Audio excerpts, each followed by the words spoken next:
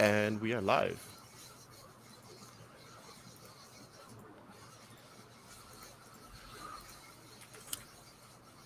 All right. I think we're live. I'm just double checking that we are live. Yes, we are live. Welcome to Showcase Zero Hello. 2024. This will be our third Showcase Zero Mm-hmm. now. So we've been doing this for a while, and uh, we're doing the showcase annually for the year that's passed. So it's January 2025, and we're doing the showcase for games and stuff that we've learned, games that we made, stuff that we learned from playtesting and Playtest Zero 2024. So for the whole of last year. And yeah, Playtest Zero is a fortnightly playtest meetup, and we've just got members of our community here just sharing about the stuff that we've made. All right, go to the next slide. So, in addition to today's showcase live stream thing, which there'll be a video that goes up on YouTube later on as well. We also have a Showcase Zero bundle, collecting a bunch of games that we have made. Um, so you can go check that out at itch.io /b/2849 showcase zero 2024. We'll post links and stuff on like social media. You can find us on all of that stuff. Um, and yeah, check out the cool games there. I've got a couple of like playtest games up on there. Carol's got Last Train to Bremen on there, which is great. Alex has Fight or Fright. DB, who will be talking about Fight Card later on. DB, you've got Fight Card in there as well. And Aki has Rising Action. So we've got a couple. So Aki and Alex will be doing presentations, but because of time zones, all of us are in different parts of the world. Um, Mm-hmm. so because of time zones, some some of our presenters are not able to present live, so they've sent us videos to share with you all. So we'll see them talk about their games in a bit. But you can also find that on the bundle. And we're also announcing that we are returning. So we've been on break since our uh, end of year party, Google Sheets party, which was a lot of fun. Highly recommend doing a Google Sheets party if you've never done it before. It's really fun. Um, but we've been on break. You know, everyone's on holidays and stuff, so we've been on break since like late December, and we'll be back in a couple of weeks. So 21st of January, Tuesday 21st of January, at 8 p.m. or GMT plus 8 or like Southeast Asia time zone. Thursdays starts on 23rd of January 2025, 6 p.m. Pacific, 9 p.m. Eastern. That's the more US friendly time zone. So we do this regularly. So that's at the same times, right? Tuesdays 8 p.m., Thursdays 6 or 9, depending on where you are in the US. And that happens every other week, every fortnight.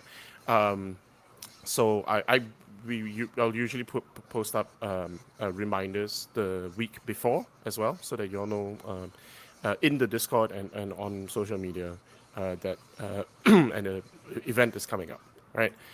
And if you want to take part in Playtest Zero, if you've come across this video or like seen it on social media or whatever, and you want to take part in Playtest Zero, send myself or Thomas like a message, a DM, or like ask someone who you know who's in Playtest Zero if they can get an invite link. We just don't put the invite link publicly because we don't want to get bots. Um, so yeah, so check us out. We'll be starting, as I said, in a couple of weeks. So you have like a week and a bit to prepare your first playtest for the year. And I just realized I forgot to make a slide for it, but we are actually running a game jam. We're doing the Perry Yeah. Jam from now until February, end of February, I think, where you um, make a game where you just parry everything. I'll share that stuff later on. I might show it when I do my. Um, I just don't have it set up. But yeah, check out the Parry Jam. Look, you search Parry Jam on itch, right? So we're gonna do that. With all of that intro out of the way, let's get to our presentation. So I will be starting off. That's me. I'm Aaron. I'm Aaron Lim. You can find me on Blue Sky at Aaron Lime, EHRONLIME, and also on Itch. And I'm just gonna move some people off the stage as I switch slides.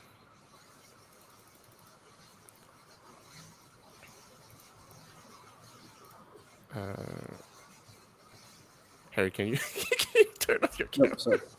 That's all right. All right. So I'm gonna start off, and my presentation is about why Google Sheets is the best virtual tabletop. Everyone knows it. Incorporated. Number one, it's free. That's the end of the presentation. If you have any questions, please send them through. That's a lie. It's not the end of the presentation. I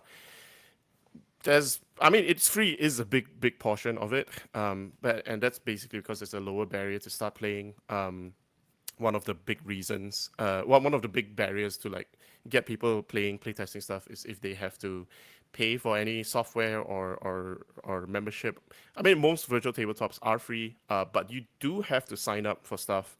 And one of the things about using Google Sheets is most people already have Google accounts for various reasons, and so it's not just that it's free; it also has uh, like a lower barrier to entry by not needing you to, most likely not needing you to sign up for a new thing. And for most cases, even if you're not signed in, you can come in as an anonymous animal, right? You can come in as a guest and still like edit stuff and look at stuff in there. Um, Google Sheets is actually pretty flexible. It allows you to like, it's a spreadsheet. You can make little grids and put together character sheets in Google Sheets. And using this little grid layout, you can make pretty nice looking character sheets, and you can have little text like checkboxes, and do a little bit of like like formatting. You can even color in the tabs if you can see the tabs at the bottom. Um, there you can color the tabs so that like I have all my character sheet tabs in one color and then the missions in a different color. So pretty flexible with layout. Spreadsheets are literally grids. You can use that grid the same way that you similar way that you use a layout grid, and like make things look good. uh, they are also very shareable and importantly reproducible. So the Open Hearth Gaming, or like previously the Gauntlet, has a big folder of character keepers or play aids, and most of them are in like Google Sheets or might link out to Google Sheets. But like there's a big Google Drive with a whole bunch of play aids and character sheets, and it's really easy to set up a shared drive and like put all of this stuff in there, and then you can make copies when you need to play games using these sheets. So having that infrastructure already set up and making it very easy, rather than like say if you go to a different virtual tabletop, you might have to import in new things or export import in things or download things. Whereas with this, you just go into Google Sheets, go to a drive, make a copy, and you're good to go. It's pretty easy to share and reproduce these sheets. You can also make maps in Google Sheets, kinda. So this is a grid map, just about like sailing around the world, and like those are little islands. Shout out to Thomas Benyon. This is from a prototype of his from Fathoms Deep, and that's just a simple way to like track yourself. Just put a grid up. Like most maps already have or want to have grid layouts or like grid systems to help you like figure out your coordinates on the map. Just put that in Google Sheets. I've also been using it. So the two games that I've been playtesting in Playtest Zero this past year, um, that use a lot of Google Sheets are Blade Breaker, which is a Forged in the Dark game about scrappy resistance fighters fighting against giant mechs.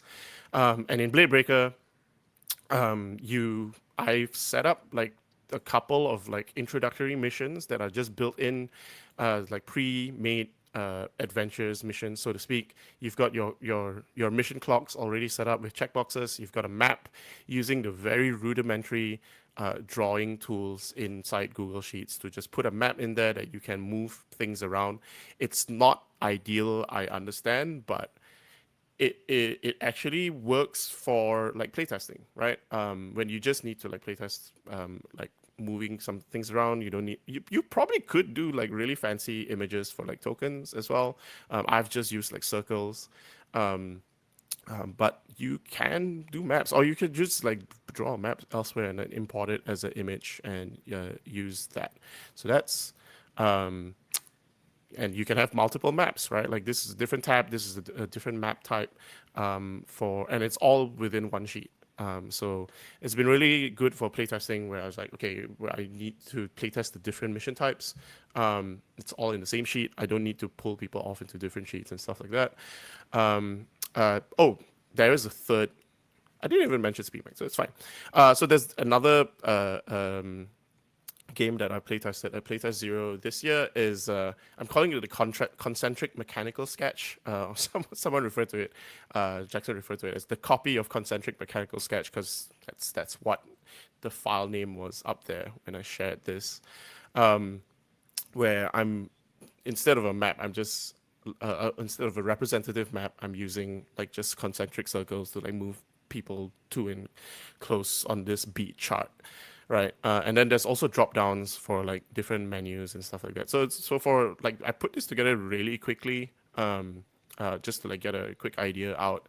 I do this like mechanical sketches in Google Sheets most times because it's pretty quick to put together and like put all this stuff and share it for playtesting. So we do a lot of Google Sheets, Google Docs, playing cards.io stuff are really common tools that we use in Playtest Zero, and I'm really comfortable using this. So yeah, and for the other big thing that I've been playtesting a lot in Playtest Zero and also outside is SpeedMech, which is a tactical combat game where you involving like giant mechs. There's a theme to my games where all you roll is initiative, and the important thing here is that not just that it has a map, that is just a simple like I'm just simply drawing lines on a grid. So that map is actually those boxes in the middle, right? So it's a very abstract map for all the zones in the game. On the tactical map. But the most important part of the game actually, of Google using Google Sheets for playtesting SpeedMech, is that um, your the game has initiative, so you have to sort initiative, and you can auto sort initiative with Google Sheets or a spreadsheet. So all of that is like really quickly done in there. You just need to put in your character name, what action you're taking, put in initiative. Once everyone has locked in their actions and initiatives, I just do a sort by, and then we have the initiative order, so it works. I don't know if you can hear. I think they're doing some works upstairs, so hopefully it's not too distracting. Um, and yeah, I also have like a full campaign map, just as a like a mind map, more like to figure out the campaign structure for the game, because that's a tactical game that does have a campaign structure. Um, and yeah, so this is an older game, so I want to talk about like this kind of like leads into the next part of why Google Sheets is great. Formulas and automation is stuff that other virtual tabletops do as well. I'm not going to say that like Google Sheets is unique in this aspect, but it's a lot easier to use. It's very easy to use, or more like it's very familiar if you are like me, a worker who works at an office and uses Excel for work all the time, anyways. And so like this, it's got a similar formatting of their formulas and automation. And this is one of the games that I play tested back in 22, I think 2022, and this was for Data and Dragons, where you roll a bunch of d20s and like track your stats. So you need to track your median roll results, your average roll results, your average degrees of success, and all of that is done with formulas in an Excel sheet. Um, I will also say that like I've released Blade Breaker and Speed Mech playtests as Excel sheets or links to the Google sheet. Um, so before we get to the weaknesses part, I thought I'd just quickly show you what the sheets look like, right? Rather than just like screenshots that I've been doing on this presentation. So let me quickly share my screen. Uh, oh, oops. Sorry. You shouldn't see that one. So yeah, this is what the Blade Breaker um, spreadsheet looks like. So you can see I've been working for a very long time. I'm still working on like doing factions, but there's like a campaign sheet, raid mission, the incapacitated. So all the different mission types have different maps, and then all the different character playbooks. You can have pre-filled in stuff that's marked differently, um, and like the heavy has a special thing where they can mark extra load to make things cooler, and so you can make their load bubbles work differently. That's all cool. So yeah, that's a lot of stuff that you can do in Sheets and in SpeedMac. I have all the rules on one page, and then a bunch of the basic frames for all the Macs, and then you can just copy to player sheets from here. So whenever you make a new character, you just copy paste this into the player sheets. Just gives you instructions on where to paste as well, and then you can go page by page. Like this has a full campaign in there, or eventually we'll have a full campaign. There's a bunch of missions that are missing or still being worked on, still being play tested. So you have your mission briefing, and then you have your mission encounter and your initiative tracker in here, and then all your enemies, all of that data is available, and then you have your mission interludes, um, and depending on like there's a branching like campaign as well. So like depending on what you do, depending on what how you've done on the mission, you go to different debriefs, which gives different things, right? And then different mission briefings and encounters. So all of that is all done within Google Sheets. It just compiles that whole campaign workbook in there together. There's only like three missions long, but there's like branching paths and like multiple encounters within a mission.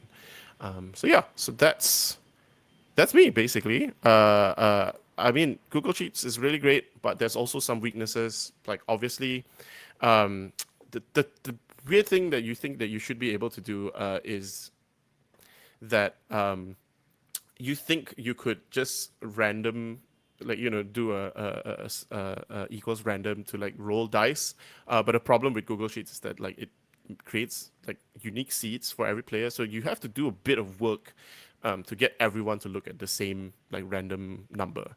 So that's a little bit annoying. Real-time drawing is still really finicky, so you're probably better at using something else for if you have a game that requires to draw stuff in real time. If you want to have preset maps, pretty easy. Cards is doable. I have actually done one game with cards in Google Sheets before, where you just have a list of the cards and quote unquote draw them by like rolling a random number on that list and then like copy pasting what you have into cells that represent your hand. But it's not ideal. And the other thing is Google fucking sucks, right? Like as a company, they've been getting worse and worse, and yeah, they fucking suck. And you know, it would be ideal if we don't have to use Google for everything, but they do have a really a flexible suite of tools, so and pretty accessible. So we do use this a lot for Playtest Zero. I use this a lot for my playtesting, prototyping stuff. Some other alternatives. Miro apparently sucks now because like they're getting all into like AI shit. I made this slide before I learned that, but Miro was pretty good. Like business software is apparently really good for prototyping. Who knew? But playing cards with IO is pretty good. That's the other one that we use a lot. In Playtest Zero, yeah, and so that's basically why Google Sheets is the best. But honestly, use whatever gets you creating and sharing. I think like the main benefit of Google Sheets is just how quick it is to get started, and why that's why I love prototyping in it. But use whatever, right? As long as it helps you make something. And that's it. That's my presentation. Um, we'll go to Adam next. Round of applause for Aaron. I kind of learned a lot. I might try to make some Google Sheets versions of my games. We'll see what happens. Because I am a Miro user. And yeah, it's all AI now. Every time you get on there, it asks you to use its AI, and I don't.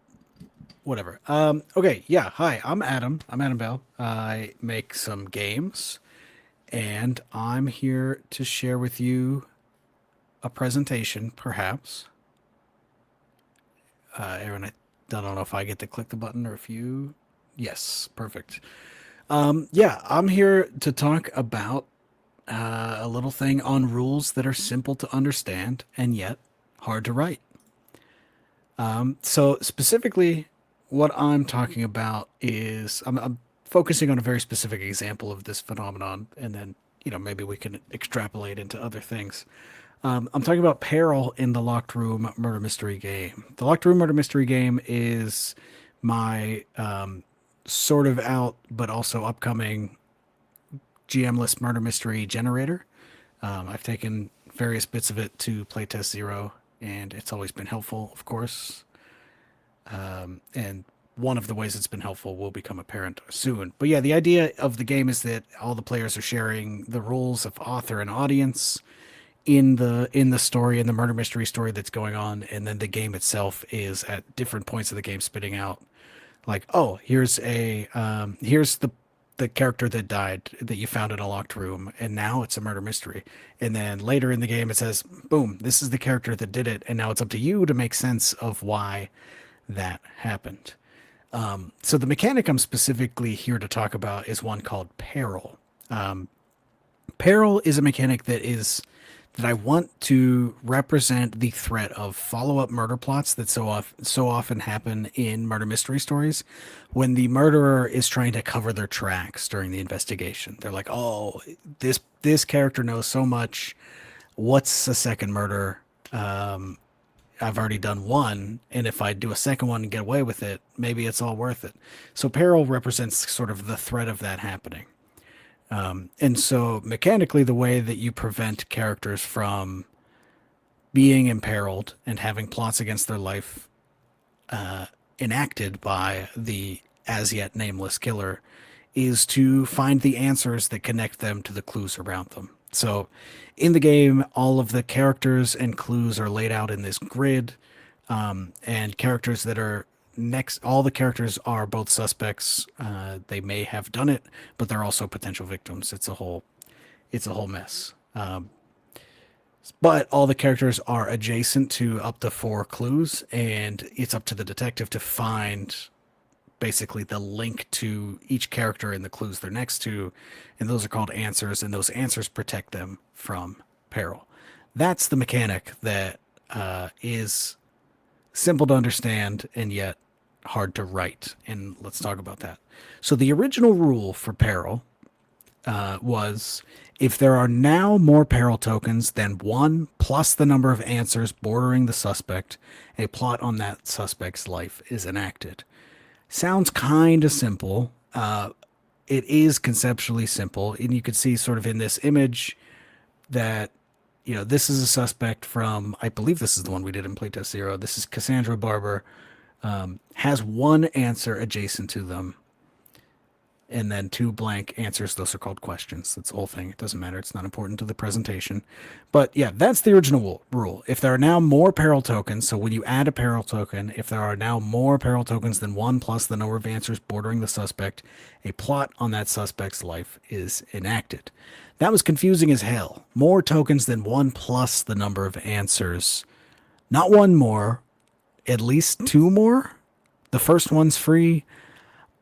I don't know how to say this. It was the biggest stumbling block of nearly every playtest that I've ever done, including at Playtest Zero. Like, the game always runs very smoothly until I try until I was trying to explain how this mechanic works.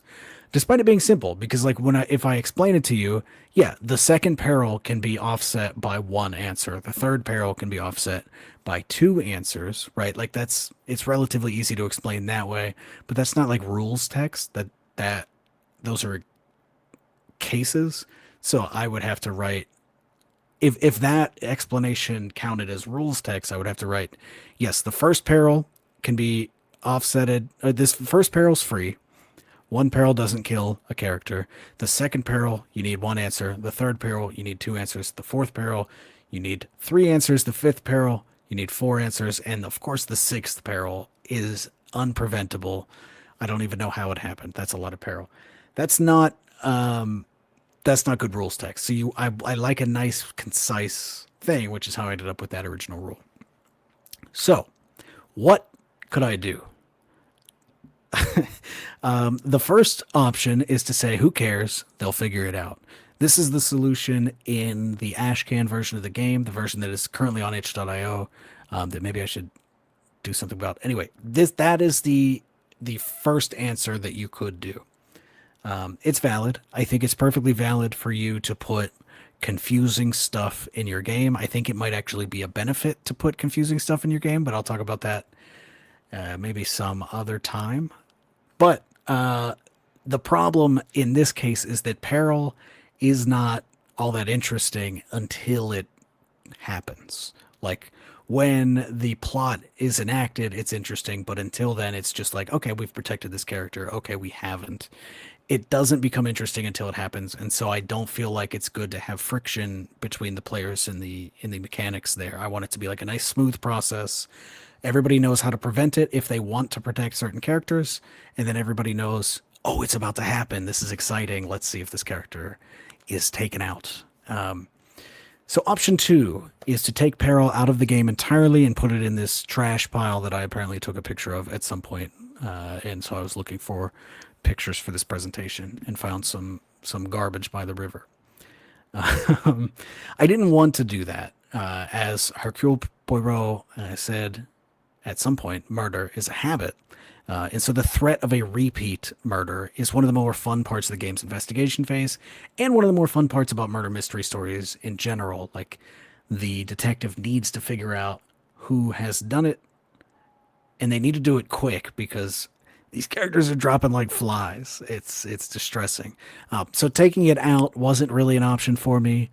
I usually like to use this option of take the as Aaron says in the chat, the scrunkly bits, take them out and see what's left. But in this case, I really like the sort of narrative implications of the mechanics, so I need to keep it. So then the final option is to redesign it, but keep the same goal in mind. So figure out a way to make the mechanics of your game reach the same conclusions as the ones you currently have that are simple, but you cannot explain and put them into words for the life of you. But you have to use a different method. So that's what I did. I mean, that is sort of something to not steer clear of, to say, I want this feeling to happen in my game. I want this idea to be present, but it's not working what I have. Even though it does work, I can't teach it. And because games you sort of just release into the world and then people play them, if I want to sort of ensure that they're getting an approximation of what I want out of it,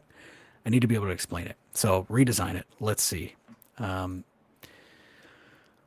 that's what I did. It did end up being really simple. Here's the text of the current version of the game, which I'll talk about on the next slide, what the current version of the game looks like. But I have a diagram here.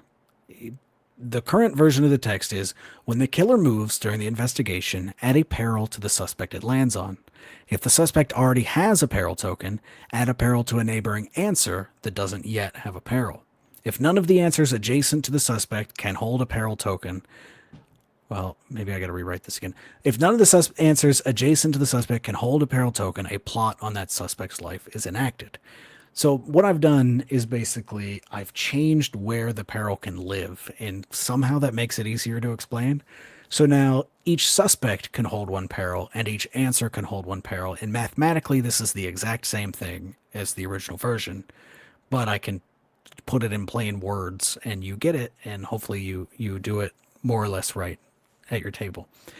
So yeah, in this diagram, we have John Suspect Jr. has apparel currently on him, and then John Suspect Jr.'s answer number one, which connects John Suspect Jr. to the speckle of blood at the crime scene, that already has one. So if the killer token, and this is how we didn't get into this, but the way that peril is added is there's a token called the killer, which represents the specter of murder that hangs over the entire story. If that lands once again on John Suspect Jr., we'll have a peril token, we'll have nowhere to put it, and thus a plot on that suspect's life will be enacted. Whereas you see John Suspect Sr. in the bottom left, currently has no peril on him at all, and also has an answer that connects him to the speckle of blood at the scene. So John Suspect Sr. could take a peril, answer number two could take a peril, and then the third one would be what it would take. So that is sort of just a reframing of what I already had, and it really helped me feel better about this mechanic. Because it doesn't take away the mechanical complexity or like the implications of the mechanic, but it does make it understandable by human beings. And that's great. Yeah. So the options for the player in this case, if they really like John Suspect Jr. and they don't want to see John Suspect Jr. die, would be to find an answer to one of the another clue that's next to him. In this case, the clue to the left is empty because it's an example, but you would find something there, and then boom, one more peril, one more place to put peril. You know what to do. You know how to prevent it. You know how to not prevent it if you want to see this character die. Great.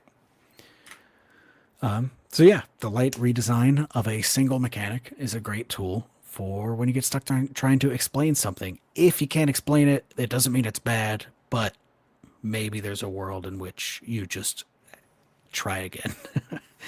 So yeah, if you're interested in playtesting the Locked Room Murder Mystery game, either show up to Playtest Zero the next time it happens, because I might bring it, or you can go to lockedroomgame.com, where I am currently running sort of a public playtest of this game. You can tell me if I got it right with peril or not by going there. If you go to the website, all of the rules are on the site, including peril. I should have just had that up. Yeah, here's the full rules to peril. You'll see I just took that diagram from here.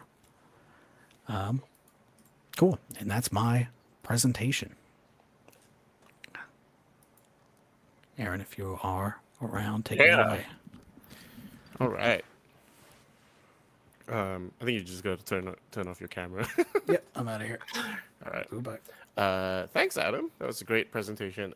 Yeah, like oftentimes, like you'll hit these little things where you like the mechanic. It's just trying to reframe how it's presented.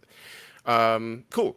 We have a video presentation for our next two presentations. So Aki can be here today. So we are gonna go to a video. You can find Aki's stuff on Blue Sky, Aki's Perspectives, and also on Itch. All right, let me just queue up the video. And I'm going to be talking about Rising Action, the first game that I've written and completed. I'm also going to be presenting 4 lessons that I learned in the process of completing a game for the first time. So just a really short about me, I go by they, them pronouns. I was born and raised in Singapore, and I'm currently living in Japan doing a degree. I have a background in theater and playwriting before I got into tabletop role-playing games. On the right is a picture of me. I'm washing my hands in a wash basin in the front of a classroom while sitting on a chair. I'm not sure why I was doing that. So what is Rising Action? Rising Action is a role-playing game for 2 players where you play a pair of rivals having an ever-escalating battle where their past and passions collide. It's really inspired by this one cutscene from Crisis Core Final Fantasy VII, which is a fight between Angeal, Genesis, and Sephiroth. I really wanted to be able to emulate the kind of fight and the kind of narrative that was told in that scene, and so I wrote this game. It tries to get players from 0 to having played an entire intense fight scene where you really do feel something within 1 to 2 hours. It uses a deck of playing cards, which creates an engaging battle of wits, and then has prompts which helps shape the scene. There are also pre-written scenarios that tell you more about what kind of battles I was envisioning when writing the game. So why is it cool? It's cool because you're actually playing a card game that puts you in a mind space that feels analogous to the fights that you're describing. You get to explore the poetry of visual description and close emotional connection that is often depicted in battles from action anime and video games. It's a short read and it's really simple to explain, and you really start to feel the intricacies of the game just by playing it within that one session. And so, if that sounds interesting to you, I hope you pick it up and give it a read. I'll be presenting 4 lessons that I learned from making Rising Action. These lessons are things that stood out to me as parts of the process that worked particularly well for me. I have no idea how these might apply to anyone else. The first lesson is achievable goals. Rising Action was meant to be a small project so that I could see myself finishing it. I was actually working on another longer project that I could see having a lot of scope creep, and so I wanted to instead just focus on something that I could write and then produce and complete. Having this goal of it being a small project and finishing it gave me a standard that wasn't just perfect to call it finish at, which was really helpful for me moving on to different parts of the process. Also, treating it like just a small project took the pressure off when writing it, and I didn't spend 2 years thinking about it. I had originally started a blog a few years back wanting to write video game criticism, and then I ended up writing a 3,000 word written commentary on Final Fantasy VII Remake. That took 2 years of thinking and reiterating, and I would have been better off just starting with a smaller project and learning my lessons from that. The second lesson is writing for the playtest. That is, write like I'm going to have to explain the game to real people using the text. This helps by making me focus on how it would probably be interpreted rather than my own ideal imagination of how it would be read. This leads to clearer text and more effectual text. It sounds like a very simple and obvious thing to do, but really being conscious of it helps me convey myself and clarify myself. The third lesson is to have regular deadlines. Playtest Zero is the main reason I even finished the game. The 2 week cycle of iteration was the perfect pace of writing for me, and it was no problem even if I missed one session because it isn't my personal playtest session and someone else would playtest their game. Having regular deadlines to meet so that I could actually playtest new versions of the game kept me very engaged with the process that I didn't lose steam halfway through. The fourth lesson is playtest, because playtesting is really fun and sharing your work is really, really, really fun. I still remember the first time that I brought a playable prototype of Rising Action to the playtest, and having people actually interact with the text and ask me about the rules and engage with the things that I created was this really magical moment for me. And I knew then that I only wanted to do more of that from then on. And finally, playing the game makes it real, which is so important for understanding it, and having it exist out of your mind and in the minds of others as well and on the page is so important. Thanks for listening. These are the links for my itch, my blog, and my blue sky. I hope you pick up and give Rising Action a read if it sounds at all interesting to you. It's part of our bundle on itch, so please check that out. Once again, thank you.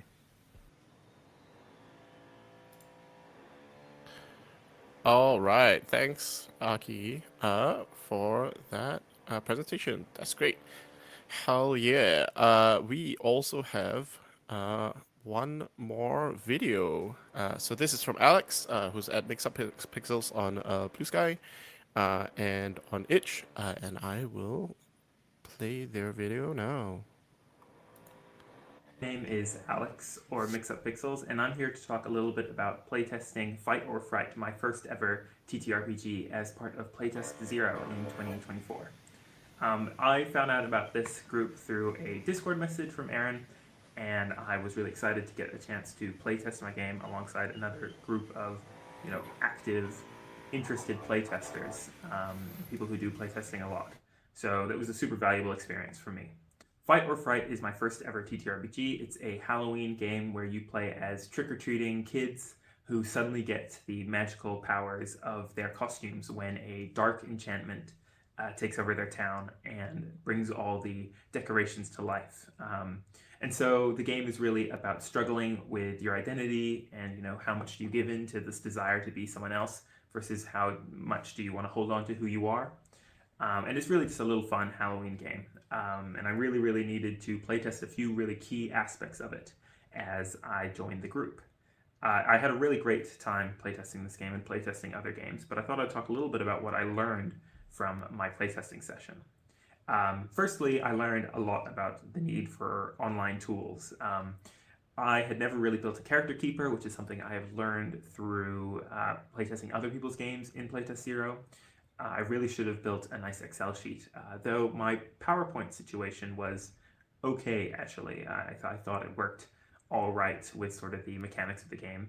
I definitely learned the value of online tools as part of playtesting your games with people from around the world.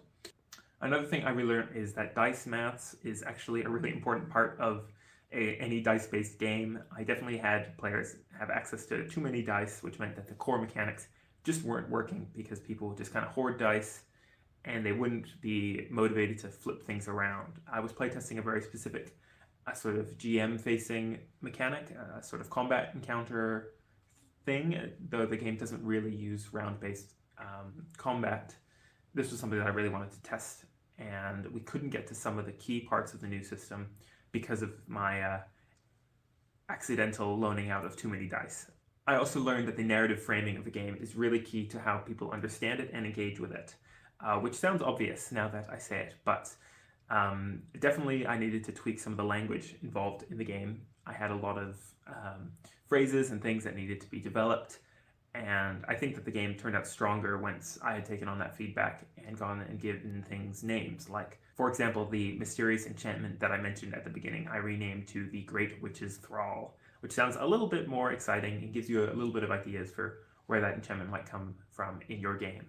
Another thing I learned was that I really need to do more in this game to give players attractive options so they don't feel like they have to default to one sort of pathway of play. Because this game is really about gripping with your identity, there are kind of two approaches to solutions. You can go with your magical costumes, or you can act as a kid beneath the costume. And as the way that I set up the encounter that I was playtesting, it didn't really make a lot of sense for anyone to do anything other than use their magical powers. They didn't feel a need to necessarily engage so much with who they are as a person and try and solve problems that way. So by fixing that framing, I think that the game turned out a little bit stronger.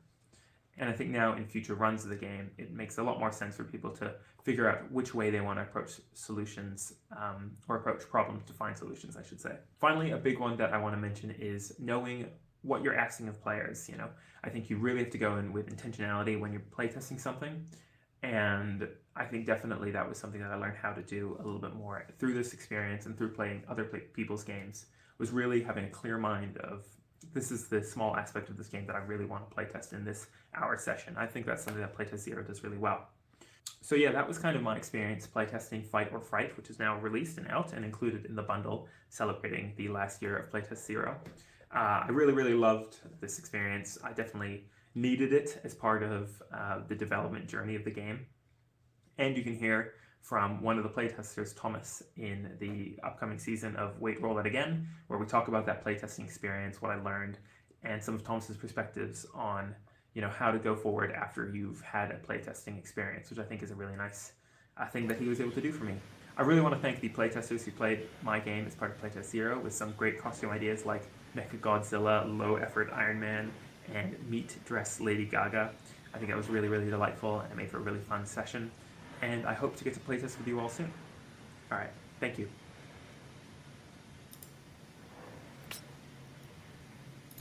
All right, thanks, Alex. That was really great presentation. And yeah, like PowerPoint presentations are good too.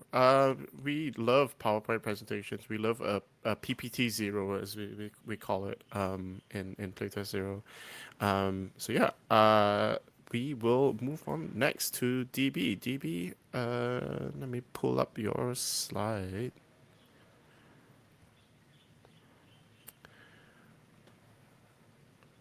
Ooh, give me 1 sec. Um, Sorry. Yep. I've got 2 slides from DB because they also have a video.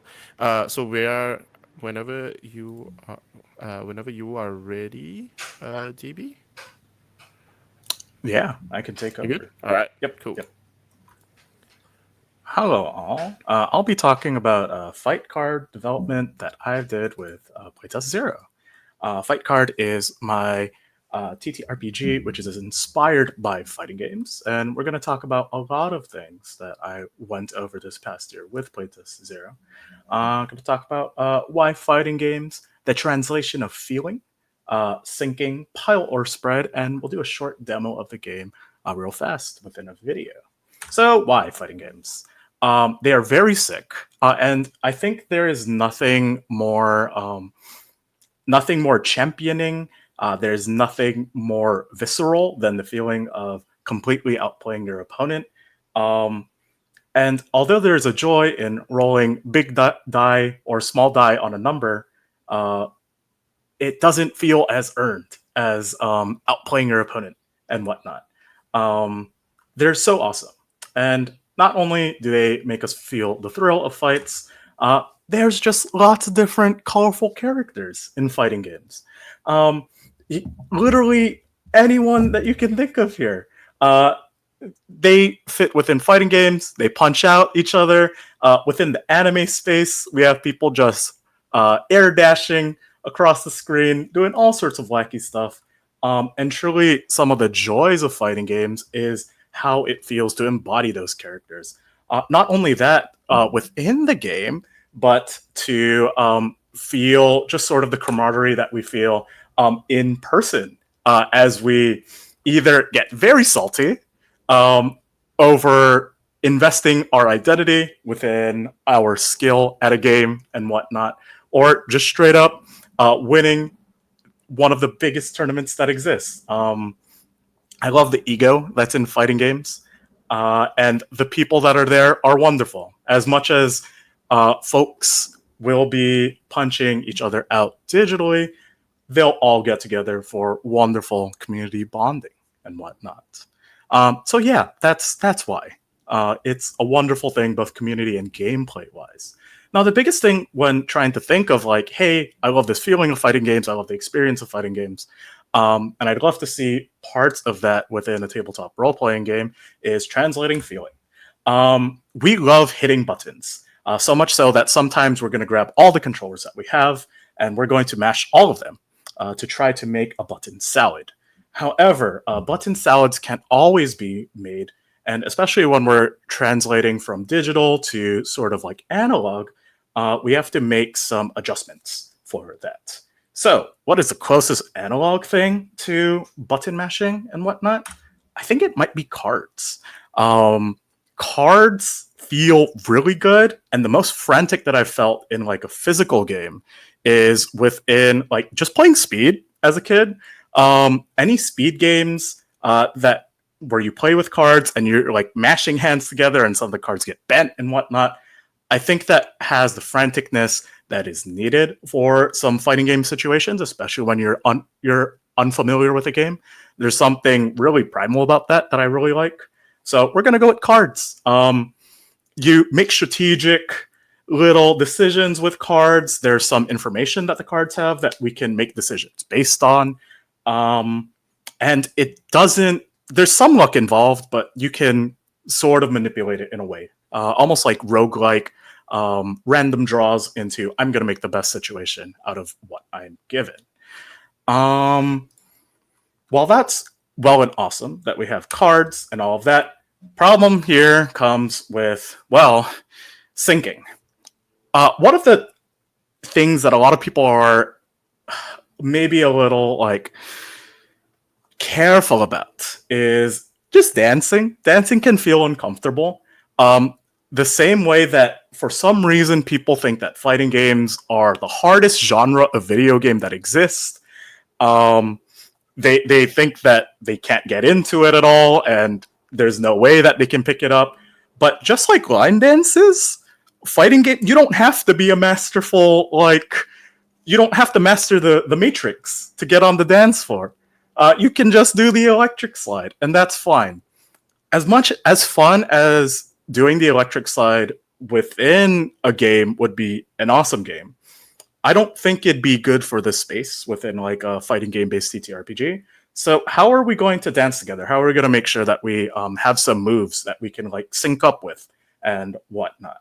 Well, we can limit sort of like some of the gameplay aspects of like what a player can do within combat. One of the things that like come to mind immediately is my pal, rock, paper, and scissors. Well respected throughout all communities, and settler of bets. So at the very simplest of a lot of fighting games, when it comes to like decision making, one of the things that you think of is there are rock, paper, scissors like interactions. This beats this, beats this, which is awesome. If you know there's 3 things you can do, you can probably play it, and it won't feel terrible to lose because, hey, we'll just run it again. So that's kind of the inspiration for some of the basic controls that we are doing within Fight Card. Fight Card uses hits, blocks, and taunts for their rock, papers, and scissors, which we'll see in the demo later. And if we add a little more complexity, then it feels not just luck-based, but it feels a little earned, much in the way that we have the Look the Other Way game. You'll do a little rock, paper, scissors, then you'll point into the direction. The person has to look, hopefully not in the direction that you're pointing. There are elements of this within some of the sync mechanics and combo mechanics within Fight Card. And yeah. Now, one of the things that comes with Fight Card is we know we're using cards. We know that we're using rock, paper, scissors like things. The question is whether we pile or spread the cards when we're displaying them as we play them. Because essentially, as you play cards onto the table, you're showing that these are the moves that we're doing. I'm building my combo right now. The question is, should we pile things up high, or should we sort of like spread things out? And these are like 2 separate questions, 2 separate approaches of representing the fight. A pile is nice because then you can only really see what happened last turn, and then it becomes more of a memory game. But if you spread it out, it becomes a little more apparent in terms of like power level where your opponent is. And I think that's really awesome. And there's really clear, like having clear indications of power levels is great, much like Super Saiyan Goku versus Base Goku. His hair is bigger. That's all you need to know. The more apparent that we can like look at a game and read it and understand what's happening, especially in the video game space, I think it translates very well to our little Fight Card fighting game and all that. That's all you need to know. The hair is bigger, more powerful. If the spread is bigger, more dangerous. Yeah. So these are all the awesome things. And we'll do a little demo. The video that we have coming up, some of my friends are playing. Within context, it is the Slinger versus Baka Gaijin, a zoner versus an aggressor. The zoner is your stereotypical fireball zoning character, and the aggressor is sort of your Unga, well, you better respect me character. Within the context prior to the clip, which is not included, is that the Slinger just taunted Baka Gaijin, and we can roll that clip now. Okay, 3, 2, 1. Oh, Baka Gaijin! Actually, I need to do some stuff as well, because you got taunted once, so that's 1, 2, 3, 4, 5. What does Baka Gaijin's taunt look like? He wipes some blood from the corner of his mouth. And he's like, I'm gonna defeat you with the power of friendship. It's just my friends aren't here right now. But they're in my heart. Truly, truly some moving words as we see inscripted on Baka Gaijin's heart, just sort of, it looks like their silhouette has gone completely black, and we can see that heart and sort of the hands that have been placed upon it. Um, I am very, very grateful for the fact that we can see so clearly into our competitors' minds as they think both out loud and to themselves. Three, two, one. A masterful show, truly, Baka Gaijin, showing that they they are they have come to fight, and they will not be played with. Um, what does this look like as Slinger continues to get exasperated, as it were? Slinger's fighting style is projectiles, right? Yes. Yeah. Um, so Slinger tosses out some projectiles, and even though Bakugaijin's all beat up, it's like barely a dodge, and then he still manages to get out of the way. And Slinger throws another one, barely a dodge, and he flicks the blood off his chin so that his face is clean now. I get to draw. On a block. When you block, you can draw. Okay. Yeah, yeah, yeah. Well, Bearing, we just had a little loop there, but yeah. After getting taunted, immediate double taunt back to say, "Hey, I know what you're trying to do. I know your plan, and I see right through it." I love the ego in that little portion of the fight that exists, and yeah, that is Fight Card, and I have enjoyed playtesting it very much at Playtest Zero. You can find me at Blue Sky on dicebob.bluesky.social, and my itch is right there. Within the bundle and whatnot, there's lots of files in there because I sort of just throw lots of things in there. There's a cheat sheet that exists for the game, which has a 2-page, here's all the rules sort of thing. Both combat reference and a production reference. So combat is all the rules within a fight, and production is sort of like 2 people will be 1v1ing, and everyone else is part of production. They're kind of like co-GMing together. So you have commentators, you have people being interviewed and whatnot. Everyone to add to the fiction of the fight as it's going on. Because, yeah, it's simple enough where rock, paper, scissors is kind of like, you don't have to referee rock, paper, scissors. It kind of just happens. While you watch it happen, you can do the side, like, cut to audience, having all sorts of fun. So yeah, the cheat sheets exist. The playingcards.io template also exists within the files there, so you can play it online yourself without much setup. And yeah, I'll be consistently like updating it as we go on by. And that is me. All right, thanks, DB.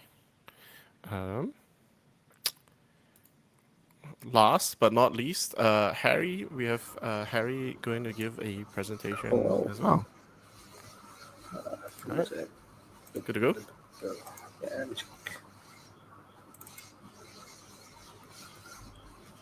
Yeah. Okay. Hello. My name is Zuhayri Mohammad, or you can call me Harry, and this is my presentation for Showcase Zero. It's a brief, I hope, discussion about physicality and play in tabletop role-playing games. Well, first things first, I have a question. What do these sets of cards have in common? On the left, you can see tarot cards, which is specifically the Fool, in upright and reverse position. And on the right side will be Yu-Gi-Oh cards in face-down attack and face-down defense positions.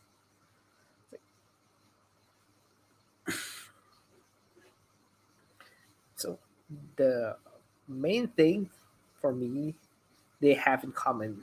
It's like, my answer would be like both tarot and Yu-Gi-Oh use orientation of the cards and positioning of the cards within a defined space to hold meaning.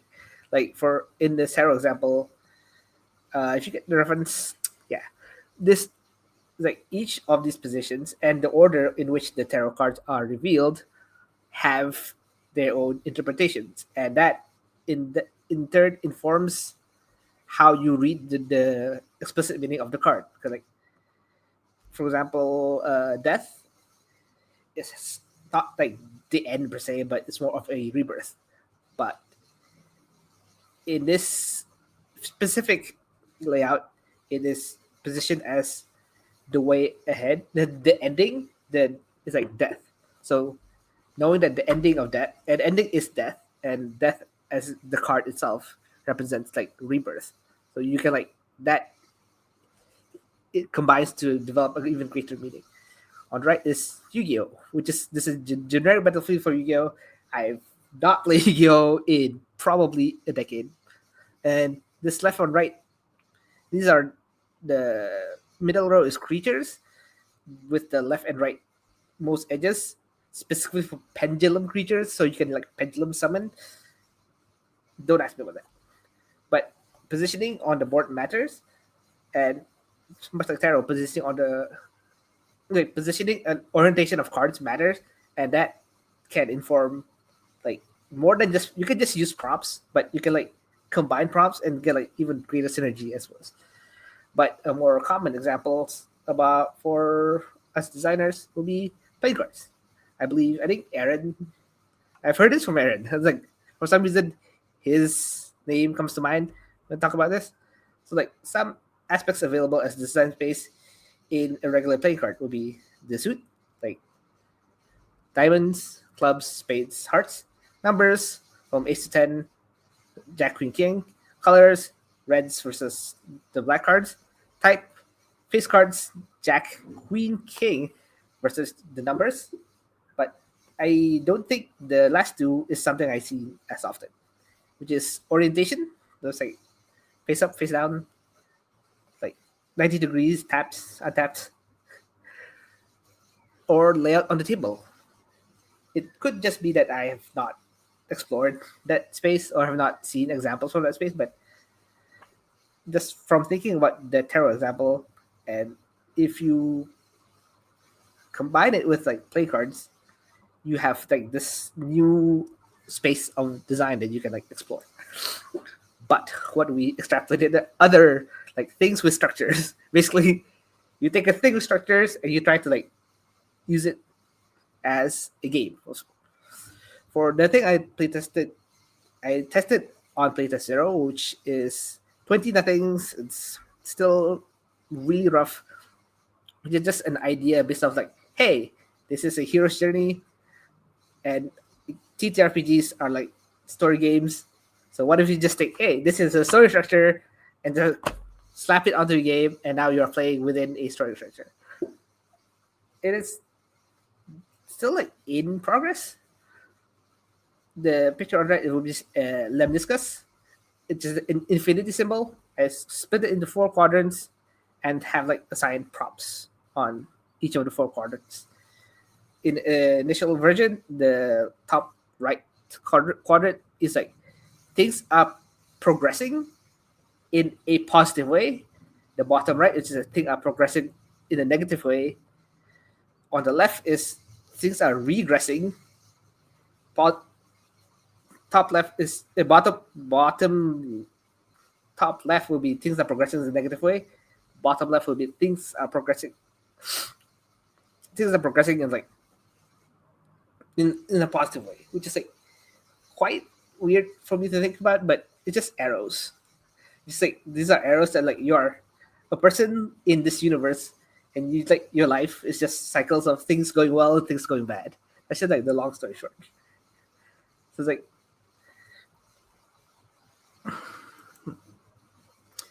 I was thinking about it. Wait, no, not yet.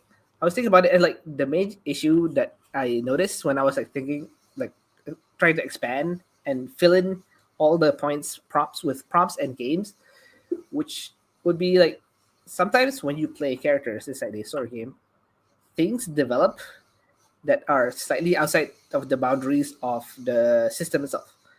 But in this sort of like, this is literally a track. It's like you're following this track to go to this track to go to this track. And when I was writing prompts, it's like it feels very limiting, and I'm not sure it's just that it's just inherent in the like the way I'm thinking about it, or just this I am designing a track and tracks are in and of themselves. It's like restrictive. So I was debating about just having empty spaces. I think it was suggested to me in the playtest, just like having one or two spaces where you can just explore, and then from that you can like return back to the track, and that will further intertwine with the systems of how character moves from space to space in the track itself. So like it's just like a lot of like you are have a track and you're just moving pieces on a track, and that informs how the game is played. And then other examples I see from the greater tabletop role playing space would be Dread and 10 Candles. Even though they're not quite the same as the initial card example, but the idea of you are doing something physical that informs how the narrative of the story game is played.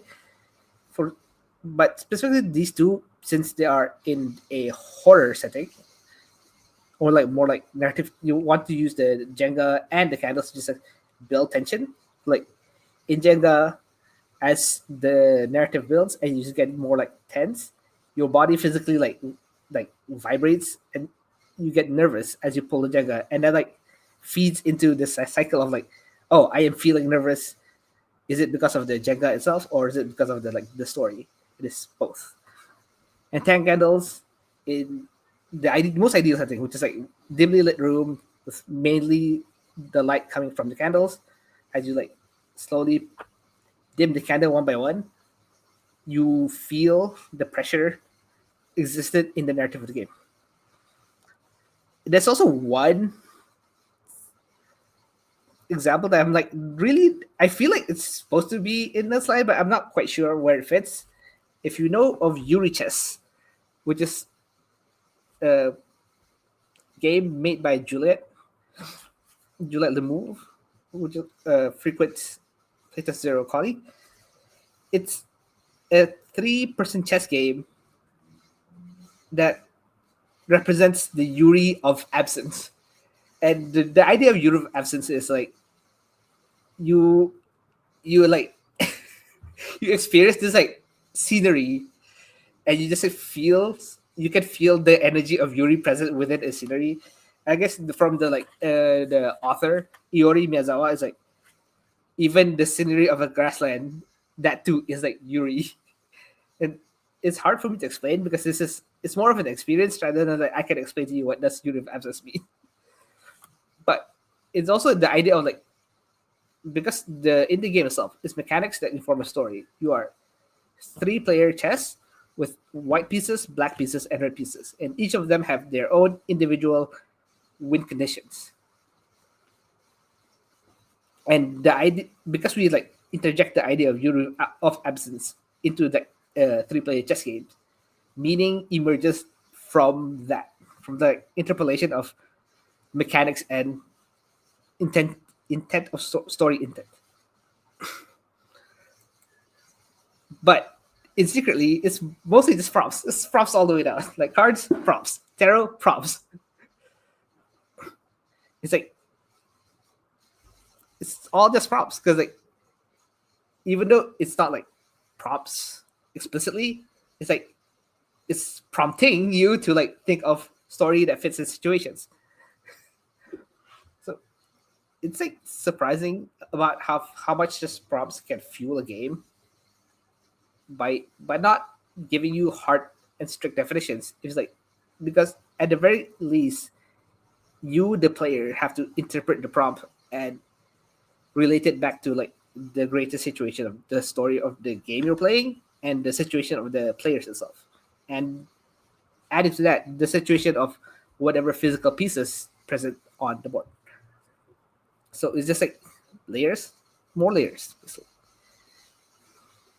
And for summary, I think physicality of game pieces, contains space that's interesting to discover when designing tabletop role-playing games.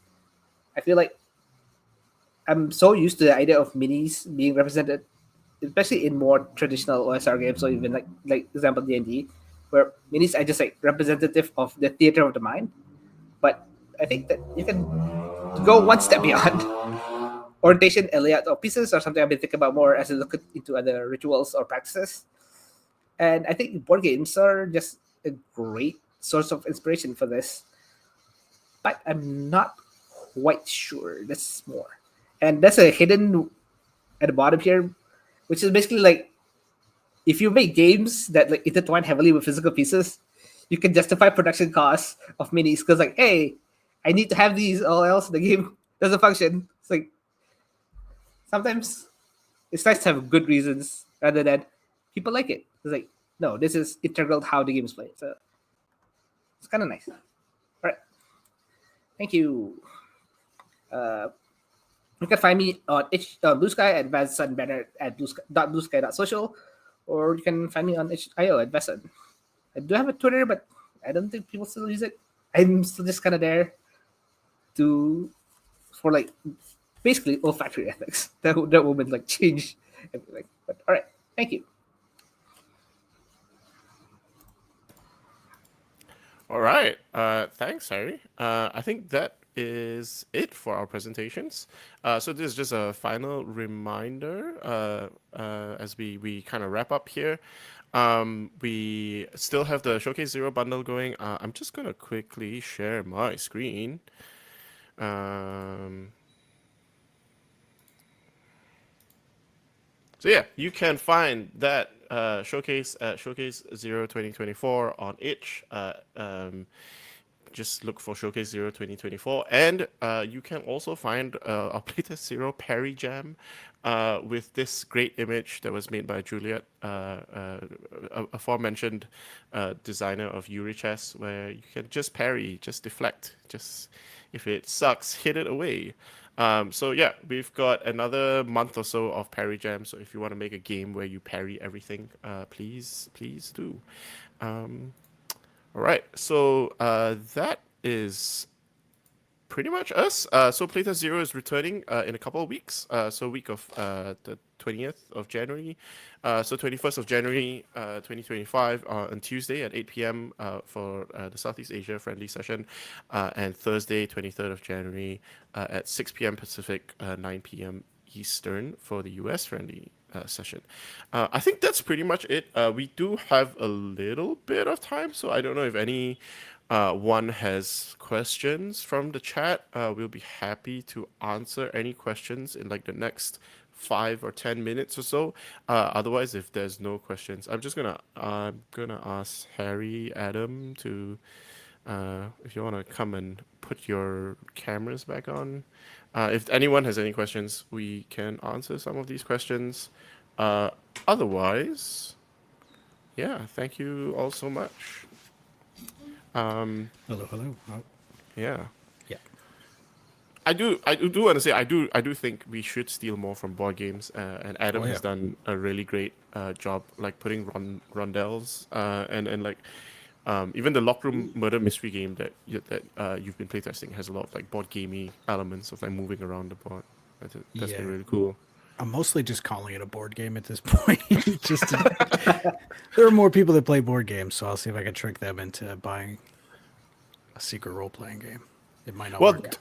Isaac Childress already did. Gloomhaven is basically a tabletop RPG. Yeah. That's true. Yeah, But who's done it with a story game so far? Yeah. I think Yazeba, for me, like Yazeba feels like a legacy board game. So gives me that strong impression. Yeah, Pandemic Legacy is a story game, basically. Yeah, that's true. Kind of. Yeah. And I think what was the King is not King is Dead. What was the King's Dilemma? The King's Dilemma, right? Because the King is Dead is the Vincent Bailey. That's the actual that's the role-playing game, but which Yes, please make Fight Card again. The intention of all fighting games are dive kick. and or footsies.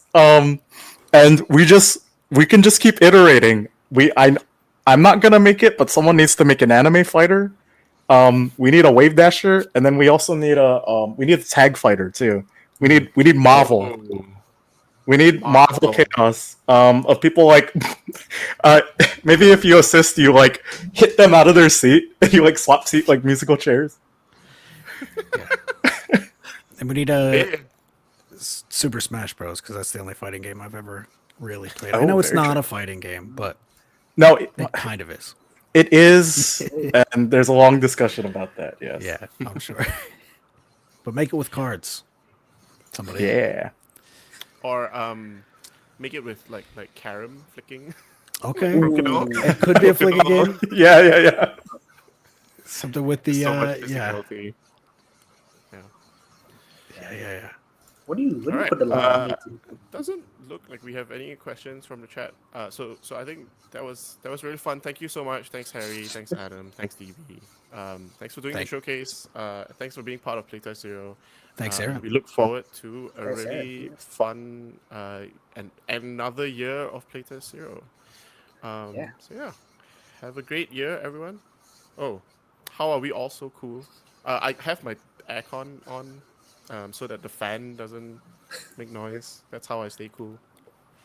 Also, I don't actually. I'm in shorts. Yeah, I am. Yeah, for me it's 21 Fahrenheit / -6 Celsius here, so that's how I'm staying Yikes. cool. Yeah, I have this like fan right here. Yeah. Big fan of ceiling fans. I'll say that. All right, thank you, everyone. That's it for Showcase Zero 2024. Bye.